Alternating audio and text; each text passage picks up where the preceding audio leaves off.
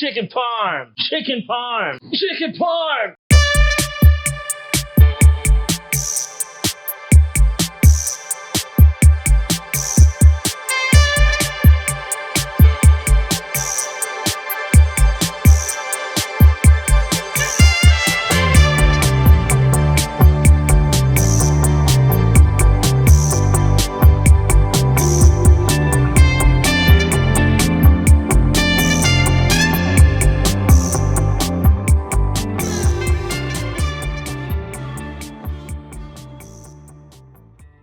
Alright, so for the dishes we're doing today, like chicken parm and the fried chicken, aglio olio.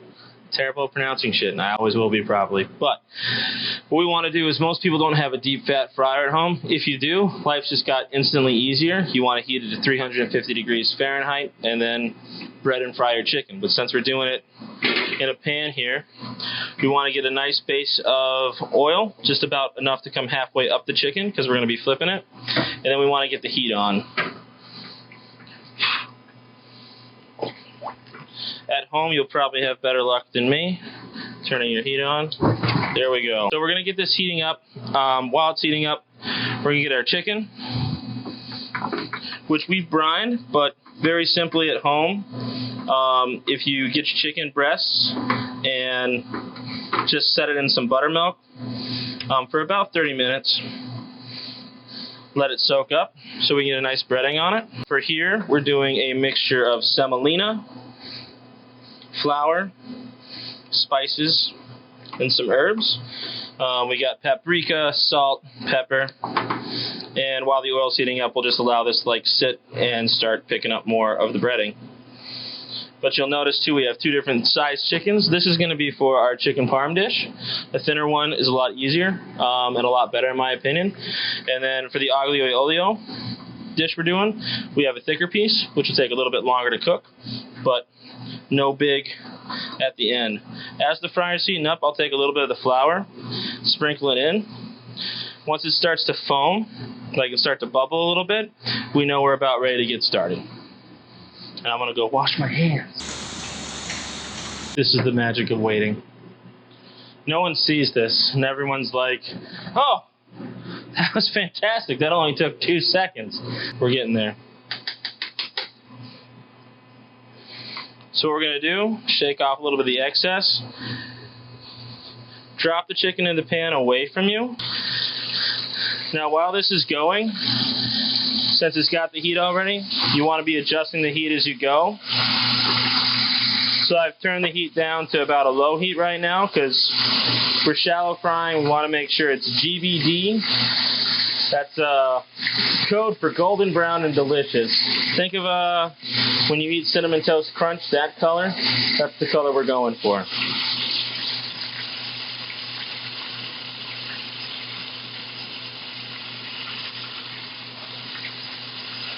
And since we're shallow frying it, it's definitely okay for us to keep flipping it. We don't want to get too much color on one side or not enough color on another. And it's okay to undercook it. We're not in a special restaurant right now where it's got to be cooked to perfection every single second. We got time, so undercooking a little bit allows us to let it rest and then finish it off in the oven so it's cooked perfectly. It's not extra oily. It's not super like that wet, gross chicken fat that falls off that Kentucky Fried Chicken. And while I say that, I do really enjoy the wet, gross fat that falls off Kentucky Fried Chicken, but that's not our goal for you guys today.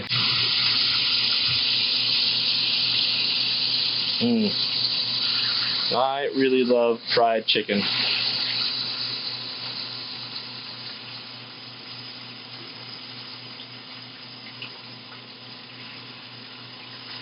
So you notice the sizzle's gone down a little bit, so we're going to turn the heat back up.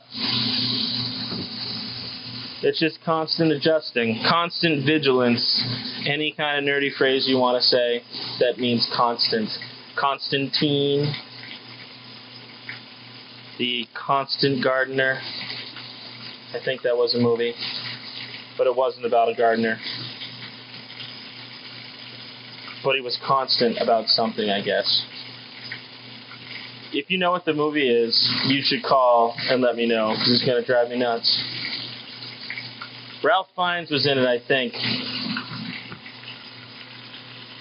Alright. So, our first piece of chicken for the chicken parm Sammy is almost there. Gonna let it go for a couple more seconds. Get a little pan with some kitchen towels on it. And that way we're gonna allow the fat to drain off slightly.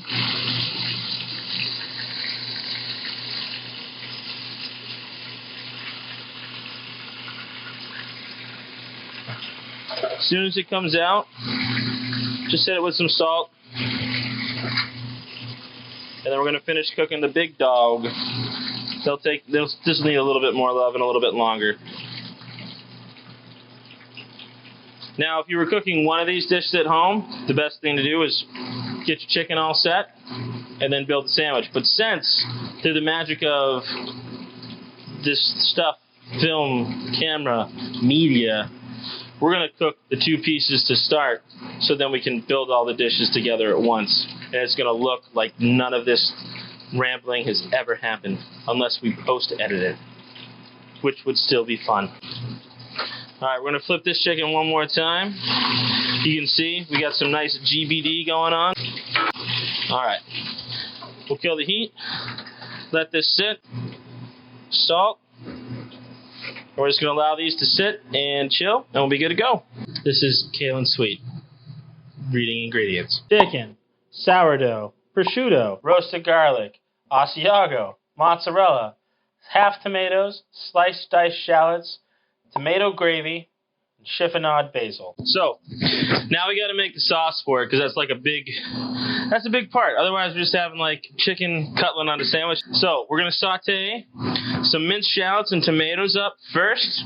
Get your pan on a high heat to start. I'm one of those guys, I'm impatient. I'll flick things into the pan to make sure that it's heating.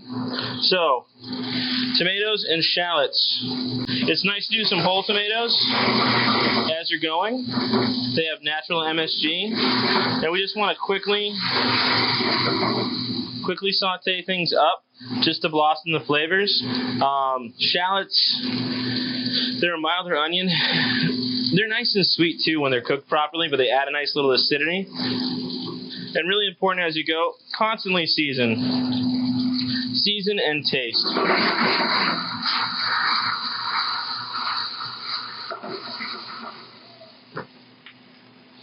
So once this is sauteing, we don't want it to brown. Red sauce. We're going to let this go just for a second. We're going to add some butter. Butter helps blossom all the flavors. It adds fat.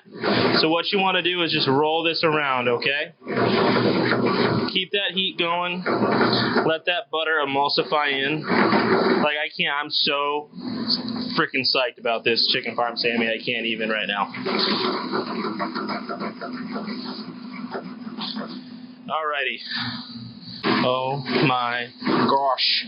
So folks can see, you can see the nice chunks of tomato. You can see the color has changed from the fat. I wish you guys could smell it and smell-o-vision was there, but like, you're getting the smell of the onions, you're getting the smell of the tomato, the oregano and basil that's in the tomato gravy is starting to pop. And the natural MSG from these tomatoes is really what's going to make everything just go boom. It's texture, it's flavor, it's badass, it's unapologetic. It doesn't care what you think about it because it knows it's awesome. First thing we're going to do is get an oversized spoon to get a little bit of garlic out of this. This is roasted garlic. You can do olive oil, you can do whatever you like. I like roasted garlic. And be excited because at some point on this cooking show, you're going to learn how to make it. And you're going to be like, whoa! That's so fucking cool. I didn't know we could make roasted garlic that easy. On one side, we're going to put some prosciutto. Back in the day, prosciutto was really hard to find anywhere. Now it's not. And then we're going to put our chicken on the other side. At this point, we're going to take this masterpiece, take this masterpiece,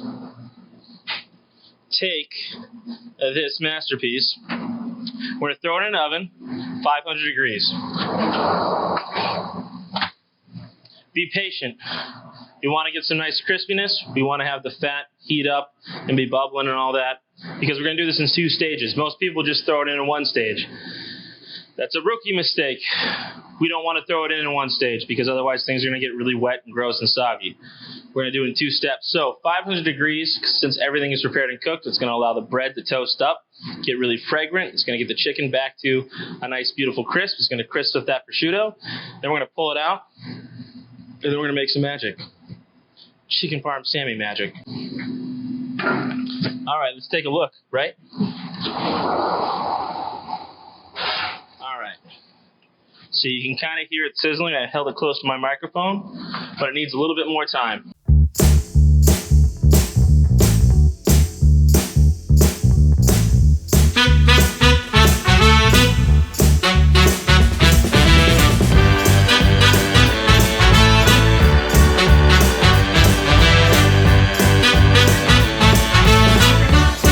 Here we go.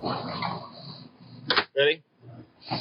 Boom. Nice and crisp. You can, the garlic's starting to pop, the prosciutto fat's starting to melt into everything. Now we're going to finish our build. We got mozzarella cheese. I'm going to put a little bit on the chicken to start, and a little bit on the prosciutto to start.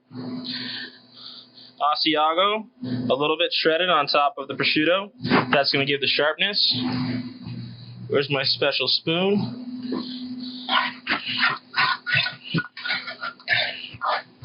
All right, so I like having a couple layers of mozzarella. I think it's good. All that sauce, chicken side. Don't be afraid if it's gonna like leach over everything. Chicken parm sandwich isn't about looking classy to your lover or to your friends. It's about a chicken parm sandwich. We should be unashamed of eating the things we want to eat. And now, more mozzarella on top. A nice cap. We're going to throw this in the oven once again at 500 degrees. Now you can see Big Boss Daddy chicken parm sandwich getting ready to go in. Back in the oven 500 degrees. What we're looking for at this point is the cheese to be melted, bubbly, GBD, starting golden brown delicious all over the place. Really, really, really delicious, and that's what we're about here on Misfit Italian. Here, want to taste? About another 2 minutes. Countdown, I guess. 5, 4, 3, 2. Epic. Ho, ho, ho. All right, so you can see the cheese is starting to get some golden brown. Look at the Asiago. The fat's peeling off. With that, you can see the crust is getting really nice and like crunchy. So we're going to get the base piece of the chicken parm out. Boom. Done, done, done. But let us not forget all the beautiful stuff that's left over in the bottom. We don't want to lose that. So, get that back right on top of this Sammy. All right? Because that's going nowhere. Next, basil. You can go copious. You can go less copious. I'm going to go middle ground. We're going to treat this basil like we treat like sandwich greens, shredded lettuce, all that stuff. This is just going to embellish and make better flavor. That's the prosciutto, that's the Asiago, that's the mozzarella. And we're just going to go right on top. And this is the bangin' OP chicken parm Sammy. It's got so many variations. This is the variation I want to make for you today, Santana.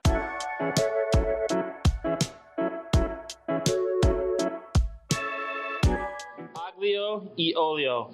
Aglio e olio. Sounds like you're gleeking. So, for this dish, you're going to need your favorite fresh pasta, roasted garlic, lemon, shaved garlic, pickled chilies, chopped herbs. First thing we're going to do, we're going to get our pasta blanching. Like I said, fresh pasta, we're using our house-made Campa. Boiling water. Don't worry about the salt. We just want the boiling water right now. When I put it in, it's going to be ready about 1.5 minutes, which gives us enough time to pull this sauce together. So, a little bit of oil in the pan. Lots of fresh garlic, sliced. You want to blossom this up first. Move it around your pan. And we're going to do this on a high heat. This is a dish. You want to pull your thumb out and get things going on it really, really fast. Once you start to see the bubbles and the sizzles, we don't want to brown this garlic. We just want to start opening it up, getting the fragrance out. Shake it around a little bit. Because the roasted garlic is what's going to give us the backbone garlic. This is going to be that front kicking in the face kind of garlic. The roasted garlic is going to be the softer, the blanket if you were. So, let's get that right in. So this is where we start to stem off of the world of traditional and into the world of OP. A little bit of white wine, because we want to have this sauce have a little bit of a back note. We just use white. It literally is just called white for cooking. Now you can see the sauce is starting to build. We're going to put pickled chilies. I like a lot, so you can go like a half, a quarter, not at all if you want. But I like the pickled chilies. I like that flavor. Next, while this is blossoming, I'm going to take a microplane. If you want to sponsor us microplane, that'd be cool. Now we're going to do the zest of 1 whole lemon. Now with the zest, you don't want to get the white. The white, it's bitter. And we're going to have enough bitter from our garlic components that we don't need to add more.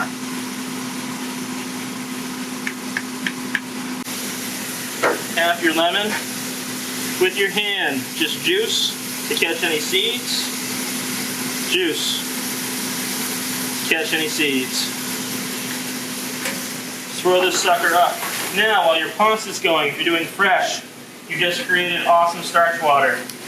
Add a little bit to the dish. That's going to give us the thickness of the sauce. Swirly, swirly, swirly, swirly, swirly, swirly, swirly. Let that sit for a couple of seconds.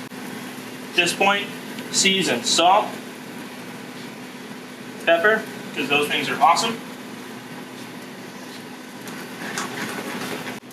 Alright, so my fresh pasta is about ready. I'm going to pull it out. A little bit of that starch water again. Toss it right in. Now, the reason we want all this starch water and everything is because that's what's going to give this nice gloss to the sauce. We want it to be all over everything. We want it to be sticky. We're going to go about that much. That would be a quarter of a quarter stick. You can break it all up, put it in there. This is going to be our fat component. Traditionally, it's olive oil. To be honest, I can't find olive oil right now because I can't. That means we're going to use butter. So I want to eat this dish. It's going to be delicious. So I'm going to allow this to sit. You can see in the pan it's already starting to cream out. That's the starch doing its job. That's the butter emulsifying. Toss, toss, toss. Dip. Taste. Should have some acid. Should have that major garlic note. Should have a little bit of the heat. And then salt. I need a little bit more salt in this. A little bit more salt. Like I said, I like pepper. So a little bit more pepper. Once again, let this go. You can really see that the sauce is creaming up now. We want all that butter to emulsify before we do the final shot on it. Take a look. We're going to kill the heat on it.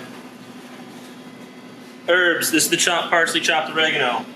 All in. I know that seems like a lot of herbs, right? But does it?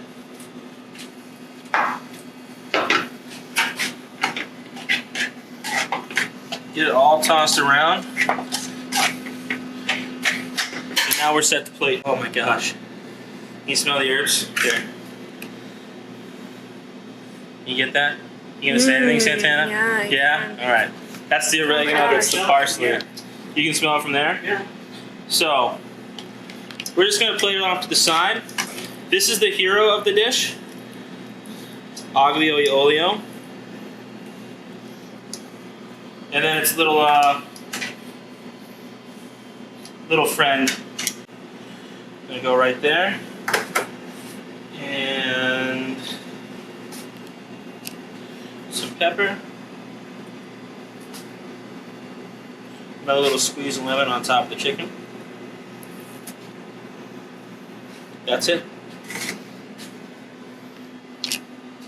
aglio e olio with fried chicken.